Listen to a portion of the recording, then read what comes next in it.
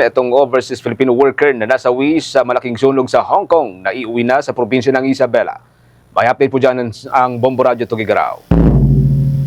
Naiuwi na sa Isabela ang mga labi ni Marian Pascual Esteban, ang nag-iisang overseas Filipino worker na nasawi sa sunog sa Taipo, Hong Kong noong November 26, 2025. Personal na sinalubong sa Tuguegarao Airport ang mga labi ni Esteban ni na Department of Migrant Workers o DMW Secretary Hans Leo Cacdaca, DMW Region 2 Director Rogelio Benitez at Overseas Workers Welfare Administration o OWA Region 2 Director Virsita Mayawa. Ayon kay Secretary Cacdaca, iniutos ni Pangulong Ferdinand Marcos Jr. ang agarang pagbibigay ng tulong at suporta sa pamilya ng nasawing OFW, lalo na sa kanyang naiwan na 10 taong gulang na anak.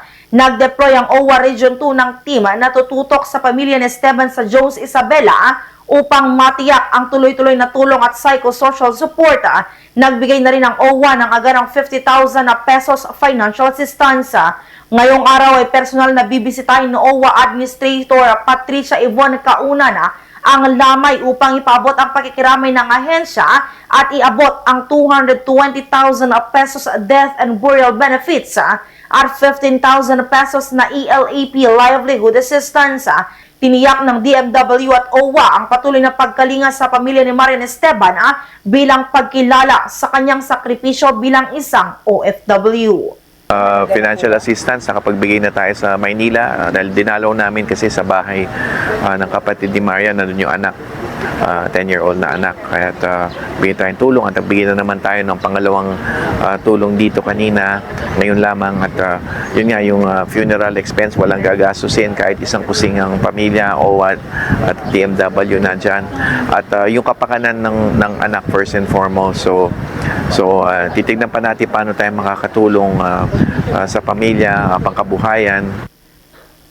At yan ang ulat mula rito sa Bombo Radio Tugigaraw para sa Bombo Network News. Ako si Bombo Ranzel Leadorana. This is Bombo Radio Philippines, the #1 and most trusted source of news and information. Basta Radio. Bombo! For the most trusted source of news and information, visit our website at www.bomboradio.com. Follow us on Bombo Radio mobile app, Facebook, YouTube, TikTok, and X, formerly Twitter.